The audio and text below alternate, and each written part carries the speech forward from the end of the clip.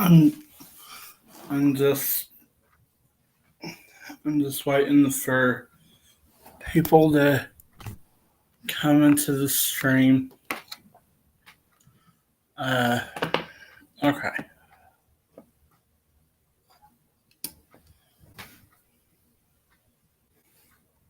Hello, hello,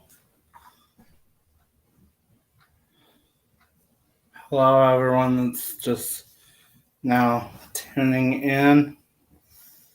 Uh, if you're here watching on Twitch, Facebook Live, or YouTube, I want to welcome everyone. I want to welcome everyone into the stream, and I want you all to just bear with me because this stream is going to be a very, very important stream, not just to me, but hopefully to many who are struggling with mental health and everything that's included in mental health and mental health awareness. With me doing this video, with me doing this stream, I'm not looking for. I'm not looking to for it to help me in any way, but I am most definitely hoping that it will speak to those who are either going through the same stuff that I'm going through, or have gone through, or just in general, honestly. So, as many, and I really apologize if I don't. I'm gonna try to pay attention to both the chats. I'm gonna try to pay attention to both the chats the best I can. But this stream, I'm not going to focus too much on the timing of the stream, how long I stream for, because and I'm not even gonna focus on the viewers. I'm not gonna focus on too many of that other things, because I feel like the fact of mental health and being aware of mental health is very much more important than the number of views I have, the length of time I've streamed, or any of that stuff. So I really appreciate all of you who is in the stream, watching the stream, whether it be on Twitch, on YouTube, or on Facebook Live. And I really love and appreciate the support in the stream from many of you. I was working on notes for the stream, but then I was thinking, well, I'm not gonna go off notes. I'm just gonna go off. I'm just gonna go off based on how I feel and how I think, because that is what mental health is all about our thoughts, our feelings, our spiritual life. Like mental health controls a whole lot of things in our life, whether it be spiritual, whether it be a spiritual, uh, physical, mental, like the mental health affects so much in our lives, and not many people are aware of that. Not very many people are aware of that. Yes, we do have Mental Health Awareness Month for the month of May, but that doesn't mean that it's truly being aware to a lot of people. So many people. I don't. I personally don't feel that many people still understand the effects and lifestyle of mental health and the awareness of it. Uh, okay, so as many of you know, uh, I am current. I just turned currently just turned age 30 last month in on April 9th. Uh, and I want to make it clear that I'm not stating my age because I'm saying I'm just going through like through the whole process of telling my life story and my struggles with mental health personally at a personal level. And I really hope that connects with so many people. I really do. For most of you on who knows me on Facebook, those who know me on YouTube, like I have two different names. I have two different names. My biological name, which is Christopher or Chris, but I also have a girl name, which is Jess or Jessica. Uh, I am part of the LGBTQ plus community, which stands for lesbian, gay, bisexual, transgender, queer, plus, like, and so on. I am a part of that community, and I'm sorry if you don't support that community or support those lifestyles. I'm not here to ask for you to support those lifestyles or support me with that. I'm asking for support in that associated with my mental health, not my sexuality, nothing like that, but my mental health. Uh, so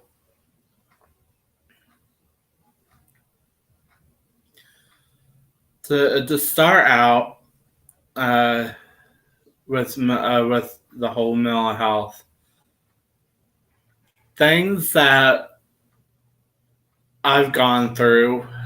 Okay, let me start. Let me start this. Let me start this way. From going out to my counseling place and being a part of my counseling place and part of behavioral health, my local behavioral health, and my local uh, PSR, which PSR stands for psychosocial rehabilitation. And I want to I want to personally say how I want to I want to personally say how grateful I want to personally have I want to say how utmost grateful I am to have my counselors. Sorry. I want to say how grateful I am to have my counselors, people who are associated with our local health department, our behavioral health, and every counseling service that I am a part of.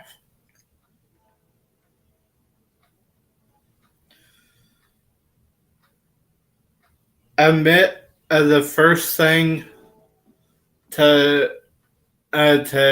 making the first thing that I believe of making mental health awareness known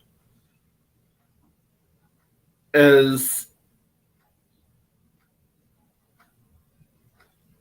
allowing myself to accept the fact that I'm not perfect. I'm not in this alone. I am never in this alone. And that I am so much loved and cared for by so many.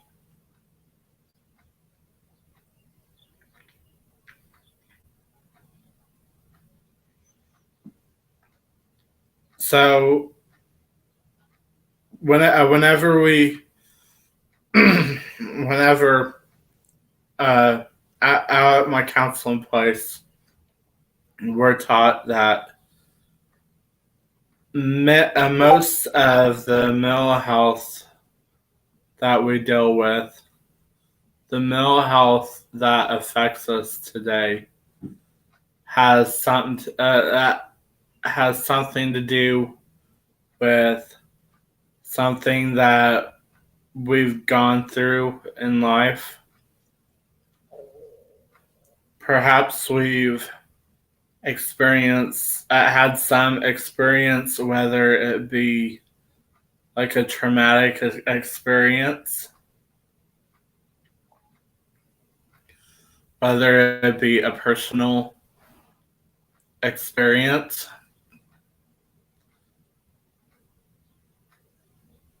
All the things that people say, words can words can honestly affect a person throughout their life. If and that's one of the many struggles that I struggle with, is that so much has been said to me,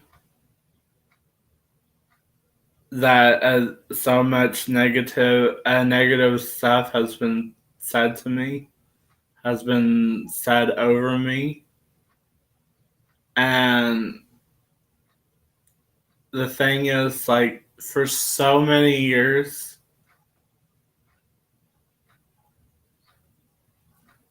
I tend to believe it. I tend to believe every single thing. And that's one thing about me. I take things to heart. And I don't know why I take things to heart, but I do. And that's just that's just the that's just part of being human. We all have feelings. We have things that we go through in life. So many struggles.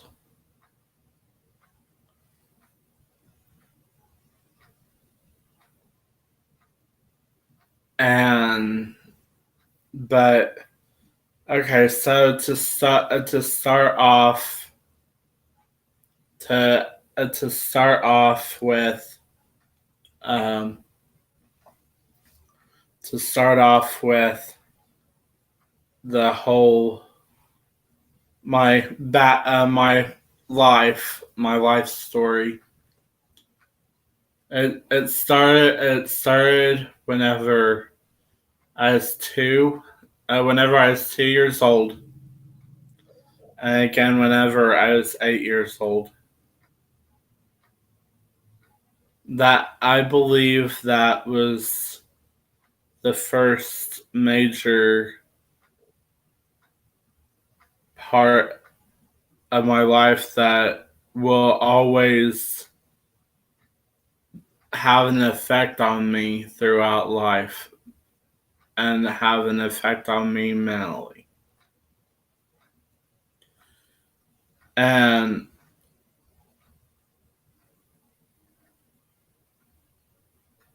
whenever I was 2 years old, and again whenever I was 8 years old, my my biological dad, my father,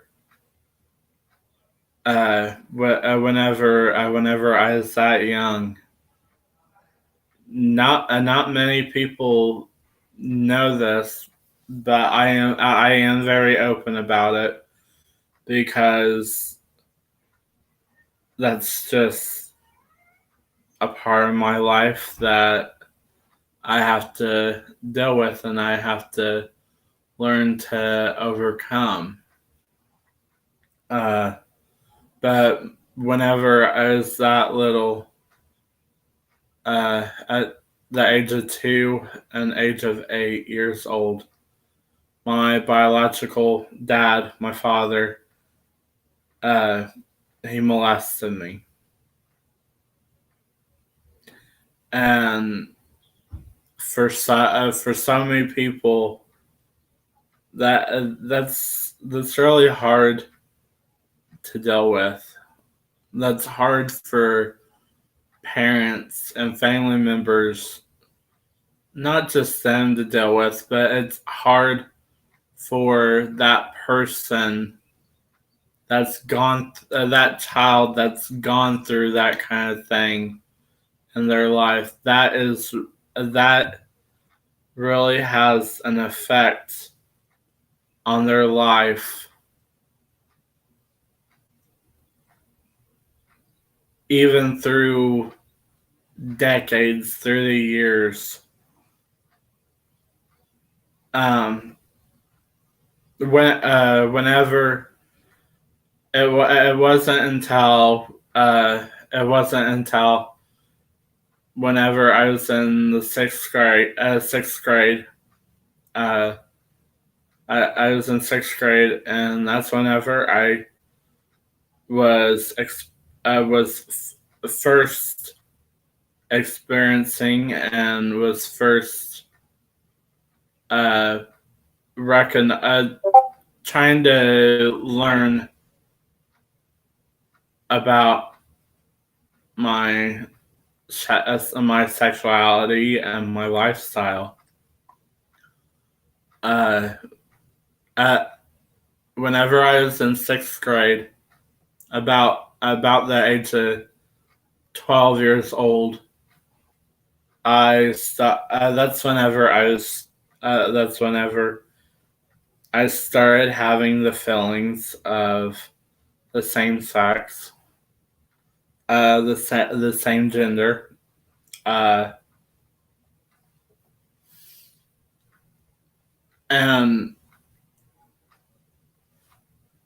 and from that time, from between sixth grade and all throughout my school years, sixth grade on up to 12th grade, my senior year of high school, I was I I struggled with my sexuality. I wasn't struggling with I wasn't struggling with my sexuality as in like accepting myself, but what I was struggling the most was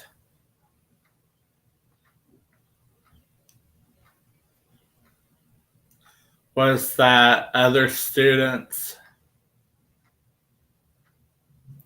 so many other students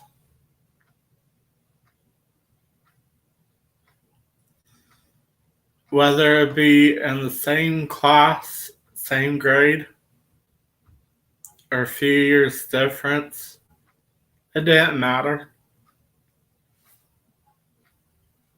It honestly did not matter how much age difference they were, but every student,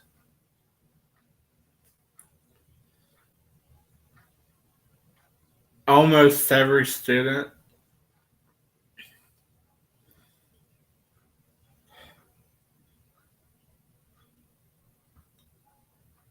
I got bullied for my sexuality in school. And I apologize for all these terms that I'm about to use, but I've been called I've been called a faggot. I've been called a queer, a homo. Every one of those words, from the time I've heard it, affected me dearly. Even to this day, it still affects me.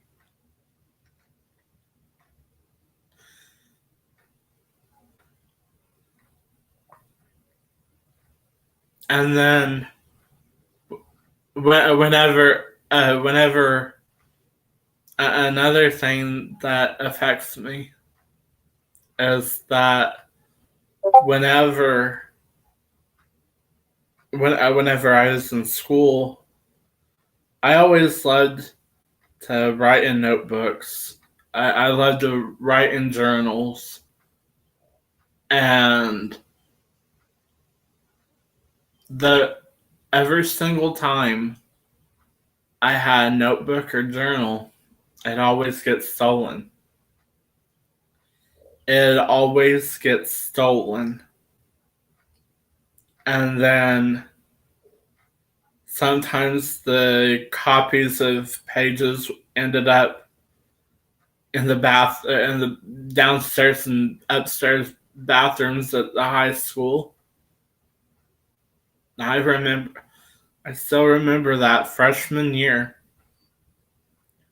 I had a notebook that I was sharing with my cousin. We was passing it back and forth, and that notebook somehow gotten stolen. I don't know the full details, but that notebook gotten stolen, and one of the pages, I don't know who it was. I don't know who it was that done this. And I really hope that whoever done this is listening to this live stream and know how much it did affect me.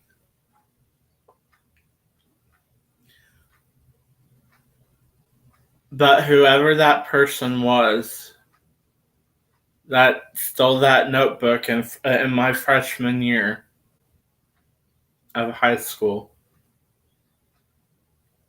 That person stole the notebook, took it into. They got into the teacher's lounge somehow and made copies of this one certain page of that notebook. And all those copies, I didn't even know about it until the principal of the school that year. I didn't know it until the principal called us up that evening to come back up to the schoolhouse and talk. They he told me how several copies of that page, that one certain page of that notebook was made, and all them copies was found in the downstairs and upstairs bathrooms of the high school. And it was, and the page had, I remember the page, but was basically saying how I had a crush on one of the guys. He was a senior and I was a freshman, and of course, like, kids, they do stupid stuff, honestly, for so many different reasons. But whoever done that, I want to personally come out and say that I forgive you for doing that. I want to be the bigger person and tell you that I know this wasn't your intentions. What happened, I still I forgive you, whoever made them copies, and I want to personally say that I forgive you.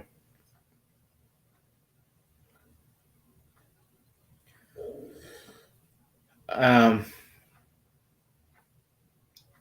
just like many, just like many of the other students that whenever they made fun of me and whatnot, I I want to tell all of you, every single one of you, that I still love you and I forgive you all for any names that you've called me during my school year and through my life. I forgive you because because that's one thing I've always been taught. Grandma taught me. Grandma taught me how to love unconditionally.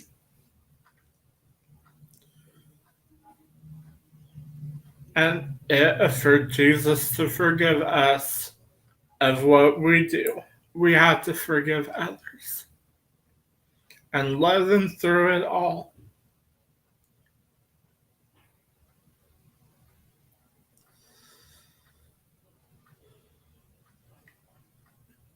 So many years later, whenever I gotten older, and that whenever I gotten older and I was out of school, I remember so many people I remember so many people saying that just because I was molested, they said that since I was molested, I was going to go out and harm other children like I've been harmed. No. That's false accusations. That's false accusations. And those false accusations, and there's a town, there's a little town. It's called Sumner. It's not too far from me. And the one of the cops, and I'm not. It's only just one person, and I want to tell them that I forgive them as well for making the accusation. That they know who they are. All these people have done stuff to me over the years. They know they know who they are, and it's not forgiveness isn't for us. Forgiveness is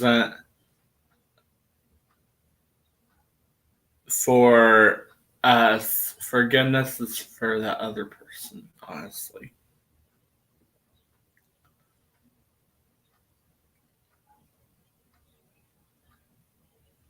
Forgiveness is for the other people.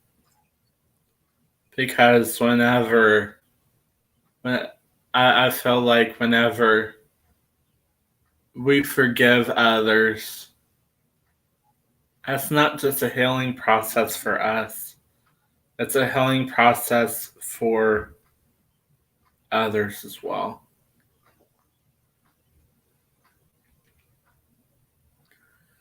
But anyways, that one certain person, that one certain cop made the accusation that I was messing with kids, and I wasn't. I honestly wasn't.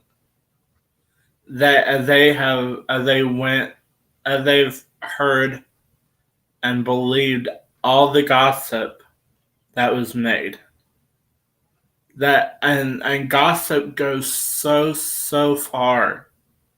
Like, I mean, it starts from one thing and goes up to it grows to so much, and with every single growth of that gossip, every growth that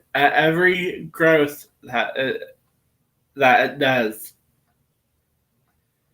just know that the bigger the gossip gets, the bigger the lies get, the more that person that's being gossiped about, the more that they're hurting, the more that they are hurting, and that's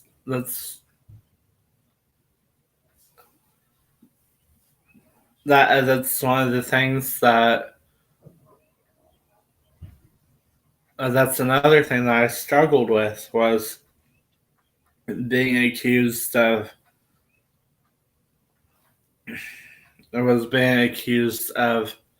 uh,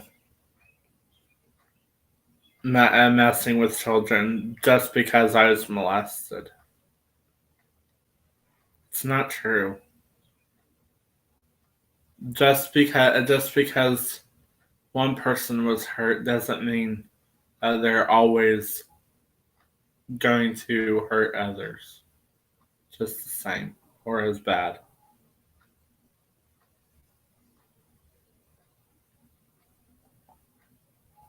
Uh, so that's half of my mental health. That's half of my struggle with mental health. The other half of my mental health struggles, excuse me, the other half of my mental health struggles is dealing with depression. Depression of a loss, a loss of a loved one.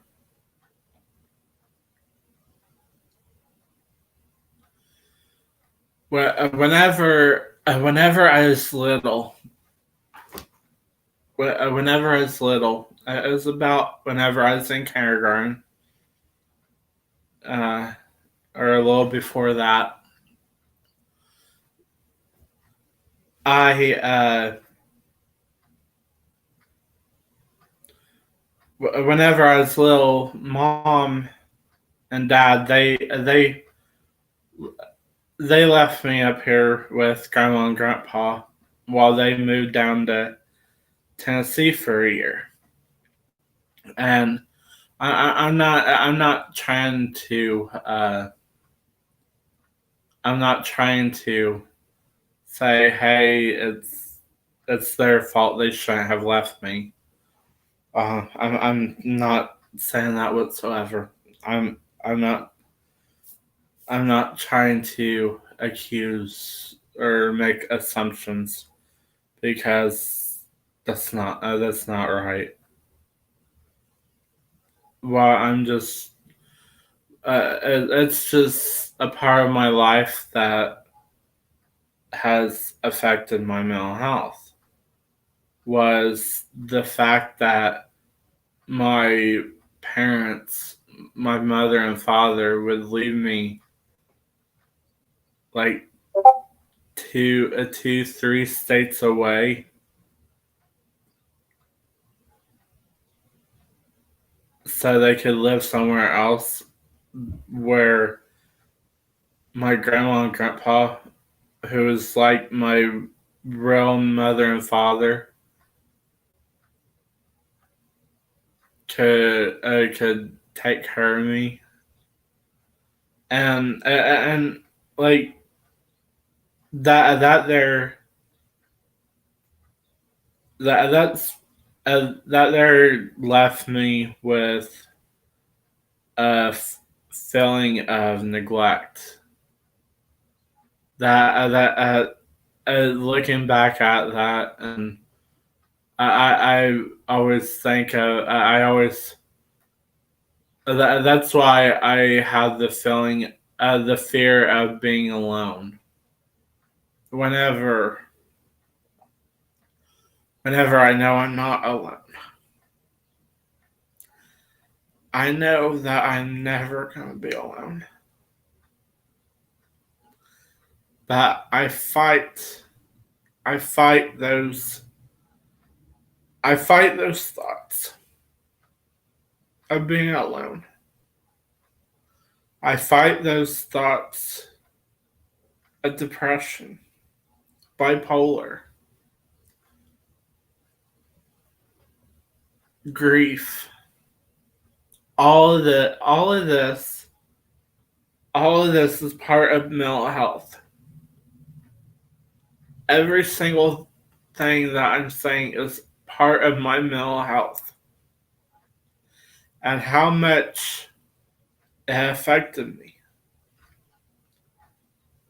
But no, I'm a, but no matter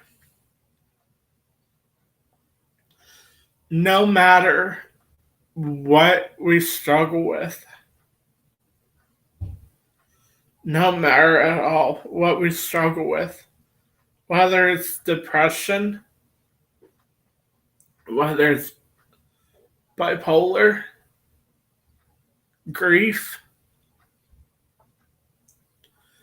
anything,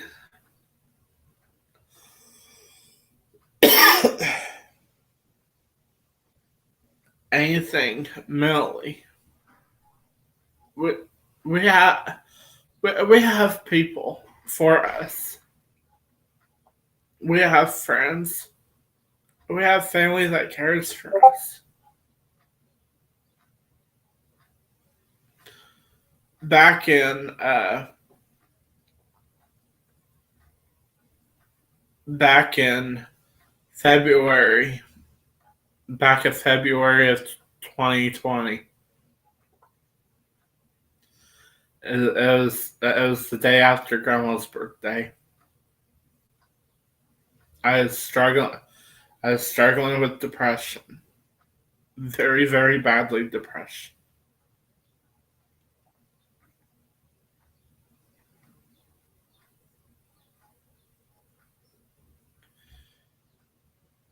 and this is one thing that I do want to talk about and express so very much the awareness of this.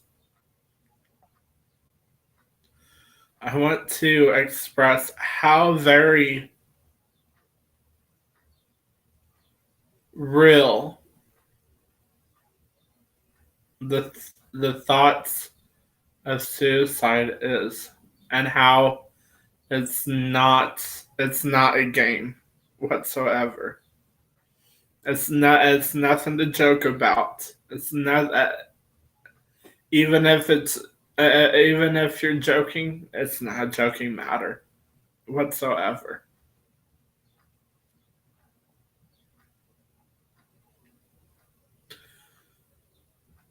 But back in February of 2020, the day after Grandma's birthday, I was I was I was upset because I was missing Grandma.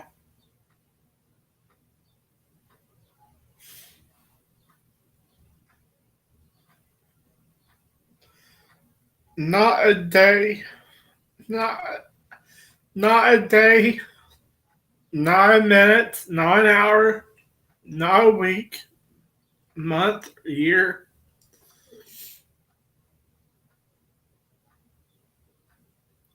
not a day goes by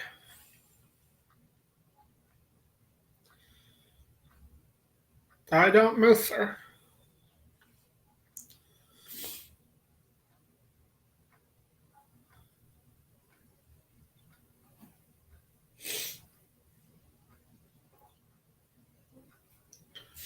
And I was in February of 2020, I was missing Grandma so badly, and I was struggling with feelings.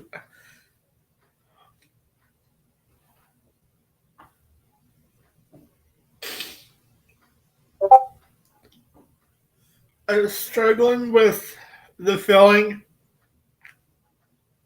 like the thought in my head,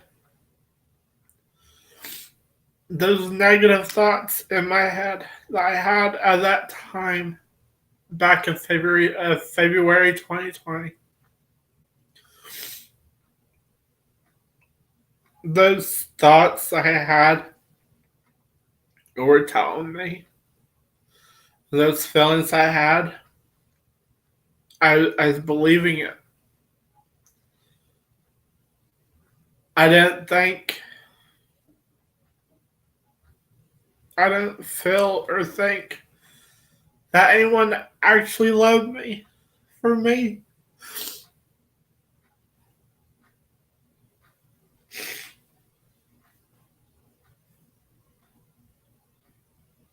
So, so back in February 2020, day after Grandma's birthday,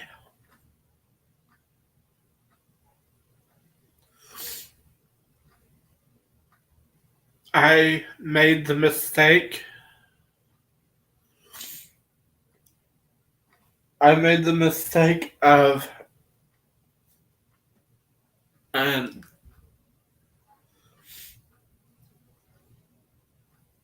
what I did, I overdosed. I tried to overdose.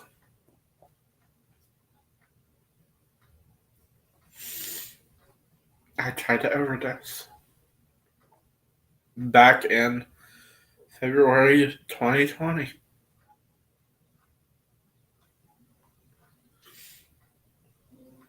It wasn't until then. It wasn't until then I it wasn't until then I started. It wasn't until March of 2020 that I started going to counseling.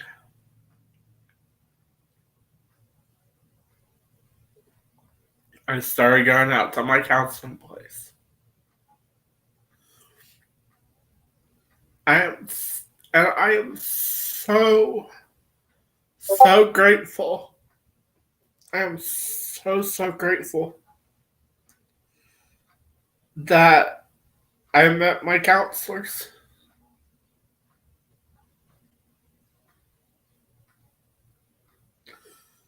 They've taught me.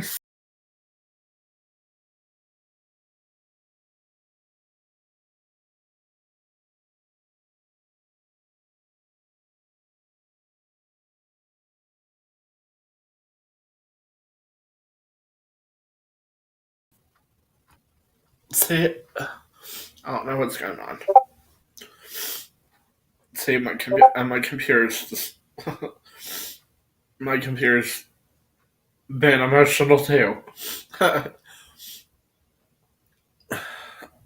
My computer's been a little emotional too. That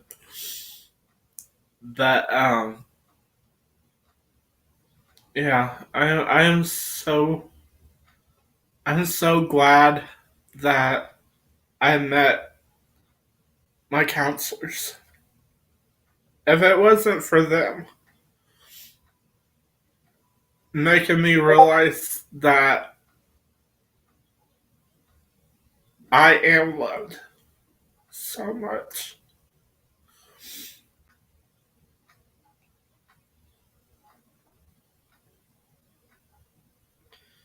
they're helping me.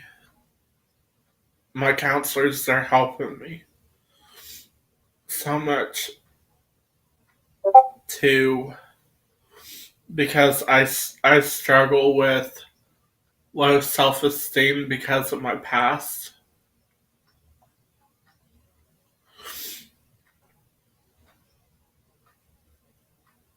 I struggle with confidence because of my past. But I will say this. I will say this.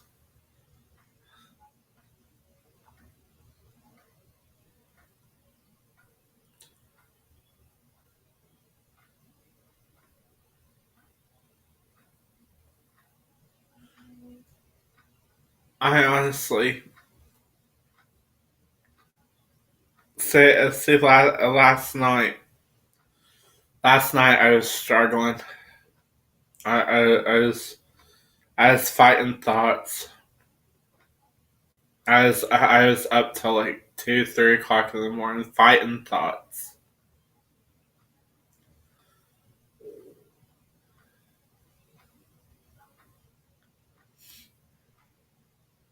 So I use my coping skills. That's one thing that my counseling place they teach us to that they teach us to excuse me they teach us to know our triggers, to recognize our triggers, to recognize how we feel at that time, so that we can make like a emergency plan.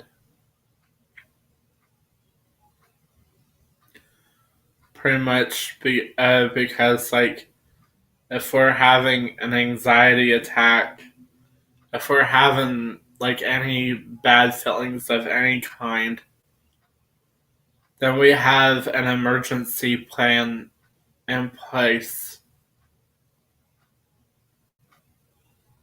For the first thing that I do, that I hold on to, is to use my coping skills. Coping skills are pretty much hobbies like my crocheting, plastic canvas pictures, the pictures I make, streaming, hobbies that you really enjoy to take your mind off the depression or to take your mind off of the situation that is going on.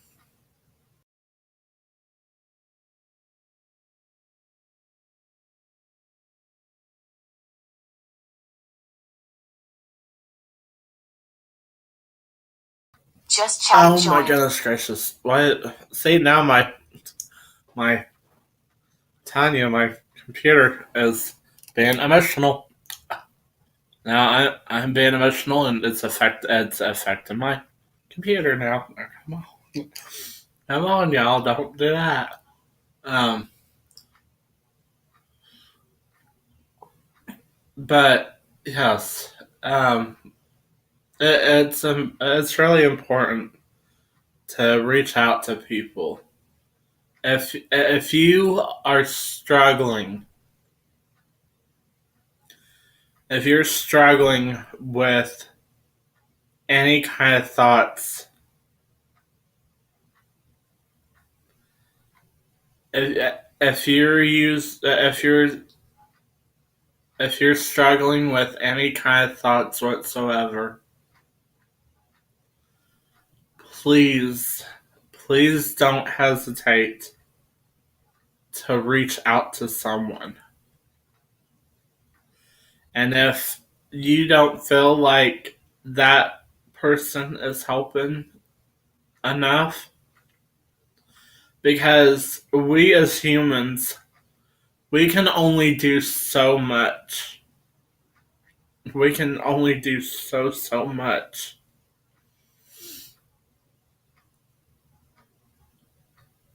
If you or you know someone that is struggling, please don't hesitate to call the your either your local hotline. Does It doesn't even have to be suicidal. It can be your local hotline that you call and just simply ask for a counselor. You don't have to go to the hospital.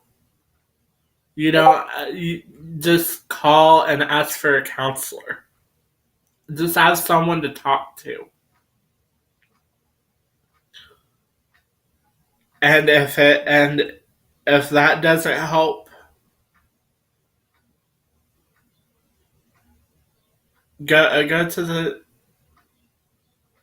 go to the hospital because people will help you. The struggle with mental health is very very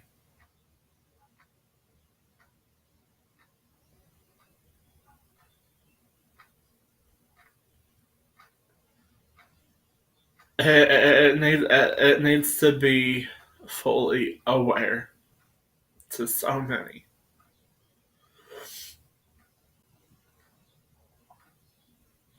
And I really I really love and appreciate all of you who came into uh, the stream, whether it be on Twitch, whether it be on YouTube, whether it be on Facebook Live.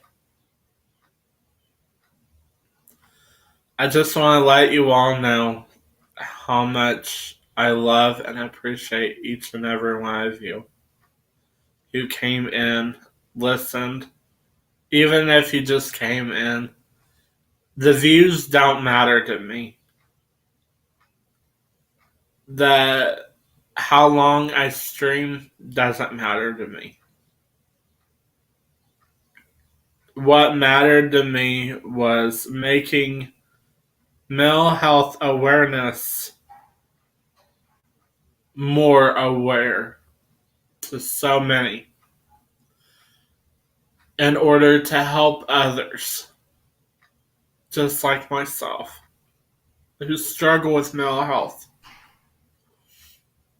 Remember that you are loved so much. You are loved. And whatever negative thing is said against you, whatever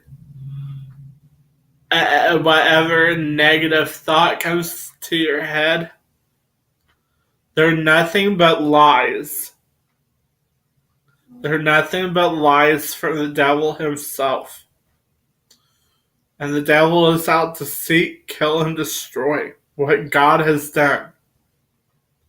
And every single one of you, whether you believe or not, you are a child of the one true King, the highest of kings.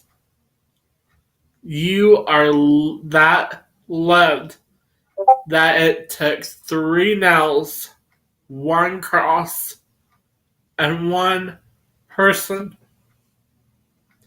that died for you. That is how much you are loved. And whatever negative thing is said against you, don't believe it. Because everything that we've done, everything that's been said over us, does not define who we are in Christ. It does not define who we are in Jesus.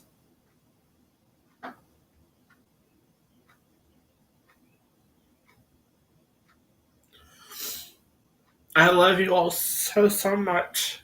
And I'm sorry if the streams kind of got it was glitchy for some of the lives or something.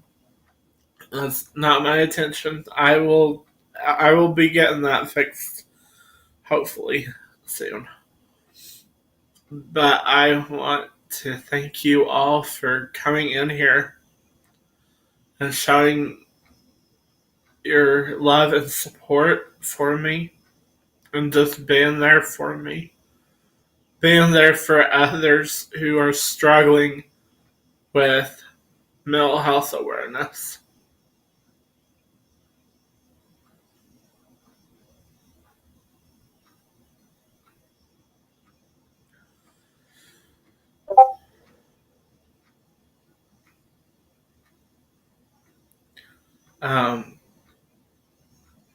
But yes.